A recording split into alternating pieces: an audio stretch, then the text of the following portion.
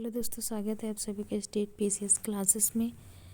तो हम पूर्वालोकन का इतिहास का सेशन कर रहे हैं, जिसमें मैंने पिछले सेशन में 70 क्वेश्चन तक कर लिया था। उसके आगे हम बढ़ेंगे और देखेंगे नेक्स्ट क्वेश्चन। बुद्ध की 80 फुट बड़ी प्रतिमा जो बोध गया में है निर्मित की गई थी। तो इसका राइट आंसर हो जाएगा, इसका राइट आंसर ए हो जाएगा, जापानियों द्वारा। नेक्स्ट क्वेश्चन है कि सर्वप्रथम स्तूप शब्द कहाँ मिलता है। तो सर्वप्रथम स्तूप शब्द जो है ऋग्वेद में मिलता है। नेक्स्ट क्वेश्चन देखेंगे कि वह स्तूप स्थल जिसका संबंध भगवान बुद्ध के जीवन की किसी घटना से नहीं रहा है वह है। तो जो सांची का स्तूप है उसका जो है बुद्ध के जीवन से संबंधित नहीं रहा है, और सारनाथ, बोध गया और कुशीनारा ये बुद्ध के जीवन से संबंधित रहा है। नेक्स्ट क्वेश्चन है कि निम्नलिखित स्तूपों का सही तैथिक क्रम मतलब कालानुक्रम क्या है। तो इसका कोई राइट आंसर नहीं दिया गया है, लेकिन इसमें राइट होना चाहिए भरूच, सांची एवं धमेक स्तूप। भरूच, सांची एवं धमेक स्तूप, लेकिन इसमें कोई भी सही नहीं है। नेक्स्ट क्वेश्चन देखेंगे कि अनात्मवाद सिद्धांत है। तो अनात्मवाद किससे संबंधित है। तो यह जो है बौद्ध दर्शन से संबंधित है। नेक्स्ट क्वेश्चन देखेंगे कि संसार अस्थिर है और क्षणिक है। संसार जो है अस्थिर और क्षणिक है का निम्न में से किससे संबंध है। तो इसका भी संबंध जो है बौद्ध धर्म से है। नेक्स्ट क्वेश्चन देखेंगे कि निम्नलिखित में से किसे एशिया के ज्योतिपुंज के तौर पर जाना जाता है। तो एशिया के ज्योतिपुंज के नाम से गौतम बुद्ध जी को जाना जाता है। तो इसका राइट आंसर ए हो जाएगा। नेक्स्ट क्वेश्चन है कि निम्नलिखित में से किसे एशिया का ज्योतिपुंज नाम से जाना जाता है। देखिए क्वेश्चन रिपीट हुआ है, तो इसका भी राइट आंसर भगवान बुद्ध हो जाएगा। नेक्स्ट क्वेश्चन है कि क्षणिकवाद का प्रतिपादन किसने किया। तो क्षणिकवाद का प्रतिपादन जो है बुद्ध जी ने किया। नेक्स्ट क्वेश्चन देखेंगे कि भारत के सांस्कृतिक इतिहास के संदर्भ में पारमिता शब्द का सही विवरण निम्नलिखित में से कौन सा है। ये IAS 2020 का क्वेश्चन है, जिसमें फर्स्ट स्टेटमेंट है कि सूत्र पद्धति में लिखे गए प्राचीनतम धर्मशास्त्र पाठ। दूसरा है कि वेदों के प्राधिकार को अस्वीकार करने वाले दार्शनिक संप्रदाय। तीसरा है कि परिपूर्णताएं जिनकी प्राप्ति से बोधिसत्व पथ प्रशस्त हुआ। और चौथा स्टेटमेंट है कि आरंभिक मध्यकालीन दक्षिण भारत की शक्तिशाली व्यापारिक श्रेणियाँ। तो इसका राइट आंसर सी हो जाएगा, परिपूर्णताएं जिनकी प्राप्ति से बोधिसत्व पथ प्रशस्त हुआ। नेक्स्ट क्वेश्चन देखेंगे कि सर एडविन एनाल्ड की पुस्तक द लाइट ऑफ एशिया आधारित है। तो ललित विस्तार पर आधारित है। ये भी UPPCS मेंस में पूछा गया क्वेश्चन है। नेक्स्ट क्वेश्चन है कि बौद्ध धर्म के महायान और हीनयान संप्रदाय में सर्वाधिक मौलिक अंतर निम्नलिखित में से कौन सा है। तो सर्वाधिक मौलिक अंतर जो है देवी देवताओं की पूजा पर है। नेक्स्ट क्वेश्चन देखेंगे कि गौतम बुद्ध को एक देवता का स्थान किस राजा के युग में प्राप्त हुआ। तो गौतम बुद्ध को एक देवता का स्थान जो है कनिष्क के समय में प्राप्त हुआ था। इन्हीं के समय में बौद्ध धर्म जो है दो भागों में विभाजित हो गया था, हीनयान और महायान में। पांचवी बौद्ध संगीति जो है इन्हीं के समय कनिष्क के समय में हुई थी। चतुर्थ बौद्ध संगीति हुई थी। नेक्स्ट क्वेश्चन है कि भारत में पहले जिस मानव प्रतिमाओं को पूजा किया गया था वह थी बौद्ध की। पहली जो है मानव पूजित प्रतिमा बौद्ध जी की थी। नेक्स्ट क्वेश्चन है कि देश में निम्न में से किसने मूर्ति पूजा की नींव रखी थी। तो इसका भी राइट आंसर बौद्ध धर्म हो जाएगा। नेक्स्ट क्वेश्चन है कि गांधार शैली की मूर्ति कला में बुद्ध के सारनाथ में सारनाथ में हुए प्रथम धर्मोपदेश से संबंध प्रवचन मुद्रा का नाम है? तो इसका नाम है धर्मचक्र परिवर्तन, जिसको कहते हैं। नेक्स्ट क्वेश्चन है कि बुद्ध की खड़ी प्रतिमा निम्न में से किस काल में बनाई गई? तो बुद्ध की खड़ी प्रतिमा वही कनिष्क के समय कुषाण काल में बनाई गई थी। नेक्स्ट क्वेश्चन देखेंगे कि बुद्ध की प्राचीनतम प्रतिमा किस शैली में प्राप्त हुई? तो इसमें से जो है गांधार और मथुरा दोनों में प्राप्त हुई। तो इसका राइट आंसर ई हो जाएगा, उपरोक्त में से एक से अधिक। नेक्स्ट क्वेश्चन है कि भगवान बुद्ध की प्रतिमा कभी कभी एक हस्त मुद्रा युक्त दिखाई गई है, जिसे भूमि स्पर्श मुद्रा कहा जाता है। यह किसका प्रतीक है?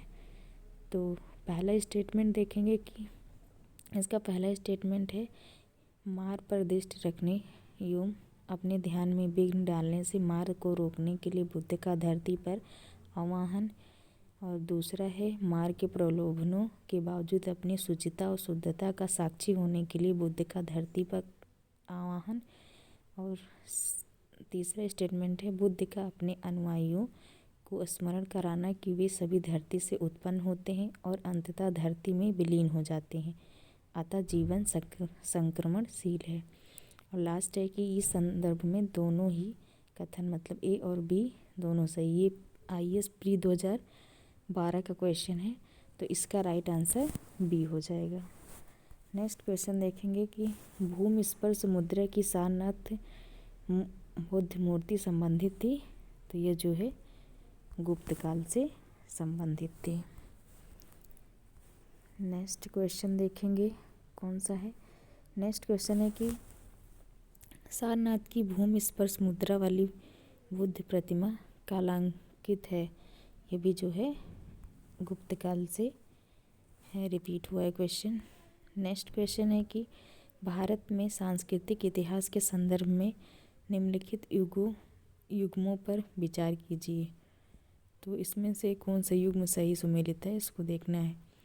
तो पहला है कि परिव्राजक जो है परित्यागी या भ्रमणकारी कहा जाता है, तो ये सही है। और दूसरा है कि श्रमण जो है उच्च पद प्राप्त पुजारी को कहा जाता है, तो ये गलत है। श्रमण जो है उच्च प्राप्त पद जो है पुजारी को नहीं कहा जाता। और नेक्स्ट है कि उपासक बौद्ध धर्म का साधारण अनुगामी है, तो ये भी राइट हो जाएगा। तो एक और 3 राइट आंसर इसका बी हो जाएगा। नेक्स्ट क्वेश्चन है कि निम्नलिखित में से कौन से शासक ने बौद्ध मत के विस्तार में योगदान नहीं दिया?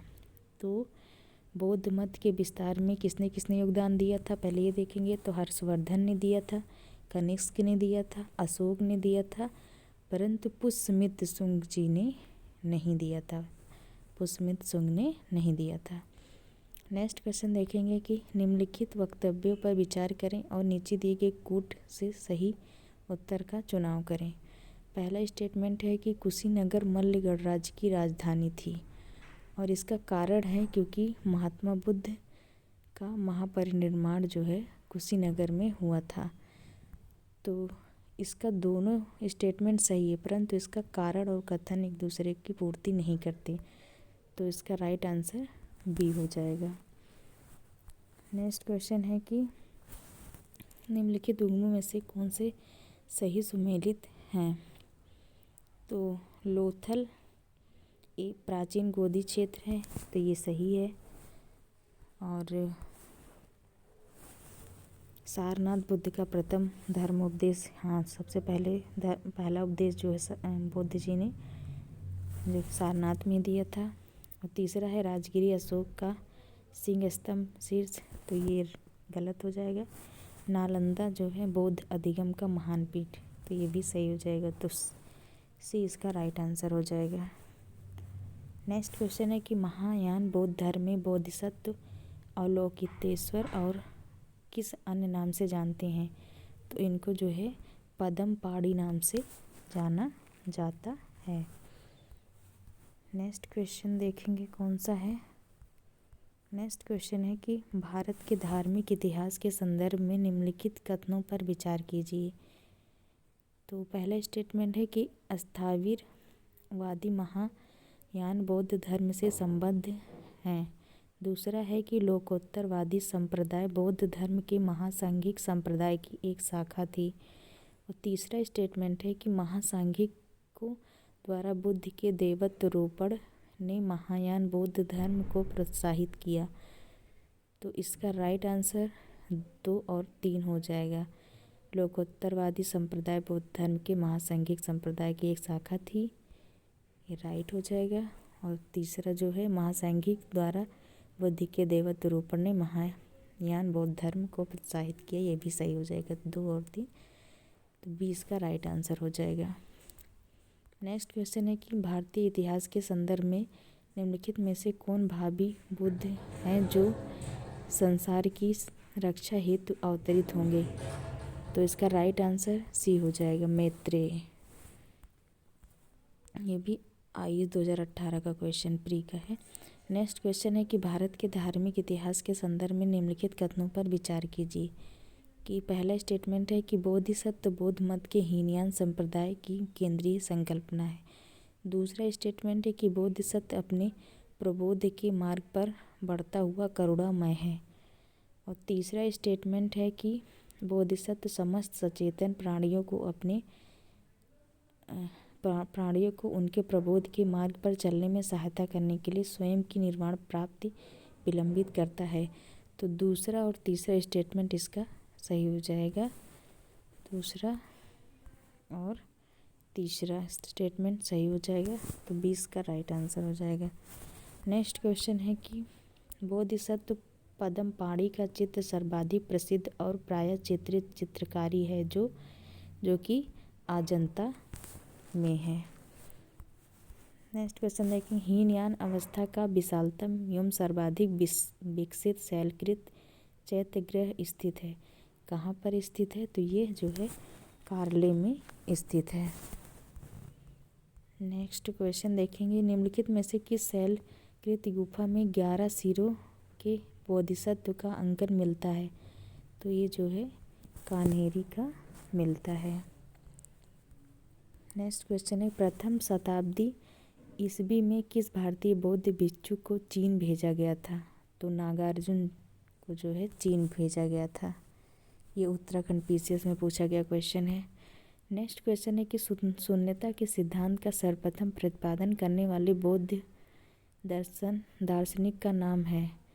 तो बौद्ध दार्शनिक का नाम जो है नागार्जुन था। नेक्स्ट क्वेश्चन है, नागार्जुन किस बौद्ध संप्रदाय के थे? तो ये जो है माध्यमिक बौद्ध संप्रदाय के थे। नेक्स्ट क्वेश्चन है, बौद्ध शिक्षा का केंद्र है? तो बौद्ध शिक्षा का केंद्र विक्रमशिला है। नेक्स्ट क्वेश्चन है कि वल्लभी विश्वविद्यालय स्थित था? तो वल्लभी विश्वविद्यालय गुजरात में स्थित है। ये RO 2014 का पूछा गया क्वेश्चन, इम्पोर्टेंट क्वेश्चन है। नेक्स्ट क्वेश्चन है, नालंदा विश्वविद्यालय के स्थापन का युग है? तो नालंदा विश्वविद्यालय जब स्थापित हुआ तो कब हुआ था? यह जो है गुप्त काल में हुआ था। इसका जो है व्याख्या भी देखेंगे कि नालंदा एक विख्यात बौद्ध पीठ एवं विश्वविद्यालय था। यह बिहार में राजगीर के निकट स्थित था। 5वीं शताब्दी के मध्य गुप्तों के समय में नालंदा विश्वविद्यालय अस्तित्व में आया। सर्वप्रथम कुमारगुप्त फर्स्ट ने नालंदा बौद्ध विहार को दान दिया और बाद में बुद्धगुप्त, तथागत गुप्त तथा बालादित्य नामक गुप्त शासकों ने भी इस विहार को दान दिए। नेक्स्ट क्वेश्चन है कि नालंदा विश्वविद्यालय के संस्थापक कौन थे? तो इसके संस्थापक कुमारगुप्त थे। नेक्स्ट क्वेश्चन, नालंदा विश्वविद्यालय किस लिए प्रसिद्ध था? तो ये बौद्ध धर्म दर्शन के लिए प्रसिद्ध था नालंदा विश्वविद्यालय। स्टेटमेंट वाला क्वेश्चन है। पहला स्टेटमेंट है कि 12वीं शताब्दी के अंत तक नालंदा महाविहार का पतन हो गया और कारण है कि महाविहार को राजकीय प्रशय मिलना जो है बंद हो गया था। तो इसका राइट आंसर ए हो जाएगा। कथन और कारण दोनों सही है और उसकी सही व्याख्या भी करता है। नेक्स्ट क्वेश्चन देखेंगे, नौ नालंदा महाविहार किसके लिए प्रसिद्ध है? तो नालंदा बिहार जो है पाली अनुसंधान संस्थान के लिए प्रसिद्ध है।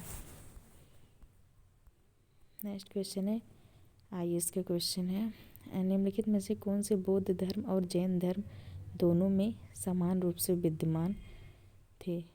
तो पहला स्टेटमेंट है तप और भोग की अति का परिहार, तो ये तो बिल्कुल नहीं था, तो इसका पहला गलत हो जाएगा। दूसरा वेद प्रमाण के प्रति अनास्था, ये सही हो जाएगा। और कर्मकांडों की फलवत्ता का निषेध, ये भी सही हो जाएगा। प्राणियों की हिंसा का निषेध, ये भी सही हो जाएगा। तो 20 का राइट आंसर हो जाएगा, मतलब पहला स्टेटमेंट गलत है और सारे सही हैं। नेक्स्ट क्वेश्चन देखेंगे, इसमें है कि ये भी रिपीट हुआ क्वेश्चन है, प्राचीन भारतीय इतिहास के संदर्भ में निम्नलिखित में से कौन से बौद्ध धर्म और जैन धर्म दोनों किस समान रूप से विद्यमान थे? तो इसमें जो है पहला स्टेटमेंट है तप और भोग की अति परिहार, तो ये गलत हो जाएगा। वेद प्रमाण के प्रति अनास्था, ये सही हो जाएगा। कर्मकांडों की फलवत्ता का निषेध, ये भी सही हो जाएगा। तो 20 का राइट आंसर हो जाएगा। नेक्स्ट क्वेश्चन है कि निम्नलिखित में से कौन सी बात बौद्ध धर्म तथा जैन धर्म में समान नहीं थी? तो आत्म दमन जो है ये समान नहीं था। नेक्स्ट क्वेश्चन है भगवान बुद्ध ने निम्नलिखित 4 आर्य सत्यों का प्रतिपादन किया, दिए गए कोड का प्रयोग करके उन्हें सही क्रम में रखिए। तो इसका सही क्रम हो जाएगा, पहला हो जाएगा ए दुख है, फिर दूसरा हो जाएगा डी दुख का कारण है, फिर तीसरा हो जाएगा बी दुख का निरोध है, और चौथा हो जाएगा दुख निरोध का मार्ग है। तो ए इसका राइट आंसर हो जाएगा। पहले देखेंगे दुख है, फिर दुख का कारण भी है, दुख का निरोध भी है, और दुख निरोध का मार्ग है। नेक्स्ट क्वेश्चन देखेंगे, बौद्ध तथा जैन दोनों ही धर्म विश्वास करते हैं, तो बौद्ध तथा जैन दोनों ही कर्म और पुनर्जन्म के सिद्धांत पर विश्वास करते थे। नेक्स्ट क्वेश्चन है बौद्ध दर्शन के अनुसार विचार कीजिए। तो पहला कथन है कि पुनर्जन्म नहीं होता है, तो ये गलत हो जाएगा क्योंकि पुनर्जन्म पर विश्वास किया था। कारण है आत्मा की सत्ता नहीं है, तो ए गलत है और सही है, तो डी इसका राइट आंसर हो जाएगा। नेक्स्ट क्वेश्चन है बौद्ध धर्म के विषय में कौन सा कथन सही है? तो पहला स्टेटमेंट है कि उसने वर्ण एवं जाति को अस्वीकार नहीं किया, तो पहला स्टेटमेंट सही हो जाएगा। दूसरा है कि उसने ब्राह्मण वर्ग की सर्वोच्च सामाजिक कोटि को चुनौती दी, तो ये भी सही हो जाएगा। और तीसरा है कि उसने कुछ एक शिल्पों को निम्न माना, तो ये भी सही हो जाएगा, तो सी इसका राइट आंसर हो जाएगा। नेक्स्ट क्वेश्चन है बौद्ध धर्म के विस्तार के कारणों में सम्मिलित थे, तो इसका देखेंगे पहला स्टेटमेंट धर्म की सादगी, दलितों के लिए विशेष अपील, धर्म की मिशनरी भावना, स्थानीय भाषा का प्रयोग, पांचवा दार्शनिकों द्वारा वैदिक भावना की सुदृढ़ता। तो इसका चार स्टेटमेंट सही हो जाएंगे, लेकिन पांचवी स्टेटमेंट जो कि दार्शनिकों द्वारा वैदिक भावना की सुदृढ़ता, ये गलत हो जाएगा, तो सी इसका राइट आंसर हो जाएगा। नेक्स्ट क्वेश्चन है आरंभिक मध्ययुगीन समय में बौद्ध धर्म का पतन किन कारणों से शुरू हुआ? तो पहला है कि उस समय तक बुद्ध विष्णु के अवतार समझे जाने लगे और वैष्णव धर्म का हिस्सा बन गए, तो पहला स्टेटमेंट इसका सही है। दूसरा है कि अंतिम गुप्त राजा के समय तक आक्रमण करने वाली मध्य एशिया की जनजातियों ने हिंदू धर्म को अपनाया और बौद्ध को सताया, तो ये गलत है।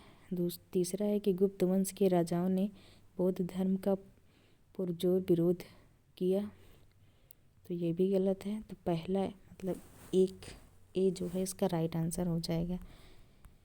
नेक्स्ट क्वेश्चन है कि भारत के धार्मिक इतिहास के संदर्भ में निम्नलिखित कथनों पर विचार कीजिए। तो पहला स्टेटमेंट है स्वतांत्रिक और समितीय जैन मत के संप्रदाय थे।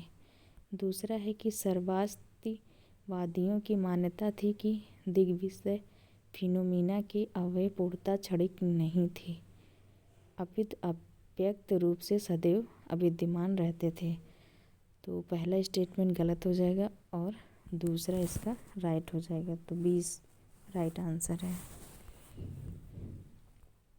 नेक्स्ट क्वेश्चन है निम्नलिखित कथनों पर विचार करें एवं चैत्य तथा बिहार में क्या अंतर है, इसे चुनें। तो इसका राइट आंसर हो जाएगा बी, चैत्य पूजा स्थल होता था जबकि बिहार जो है जहाँ पर निवास किया जाता था वह निवास स्थान था। तो बी इसका राइट आंसर हो जाएगा। नेक्स्ट क्वेश्चन है कि कुछ शैलकृत बौद्ध गुफाओं चैत्य कहते हैं जबकि अन्य को बिहार, दोनों में क्या अंतर था। तो वही बिहार पूजा स्थल जबकि चैत्य बौद्ध भिक्षुओं का निवास स्थल। तो ए इसका नहीं, चैत्य पूजा स्थल होता था जबकि बिहार बौद्ध भिक्षुओं का निवास स्थल। तो बी इसका राइट आंसर हो जाएगा। नेक्स्ट क्वेश्चन है कि सुल्तानी युग में बौद्ध की कौन सी शाखा सबसे प्रभावशाली थी। तो जो सुल्तानी युग में बौद्ध की वज्रयान शाखा जो है सबसे प्रभावशाली थी। तो सी इसका राइट आंसर हो जाएगा। इसकी व्याख्या देखेंगे, मध्यकाल में बौद्धों की वज्रयान शाखा सबसे अधिक प्रभावशाली थी। वज्रयान का सबसे अधिक विकास 8वीं शताब्दी में हुआ था तथा इसके सिद्धांत मंजूश्री, मूलकल्प तथा गुह समाज नामक ग्रंथों में मिलते हैं। तो जैन धर्म हम कल करेंगे, इसको बाद में मतलब अगले वीडियो में कंटिन्यू करेंगे।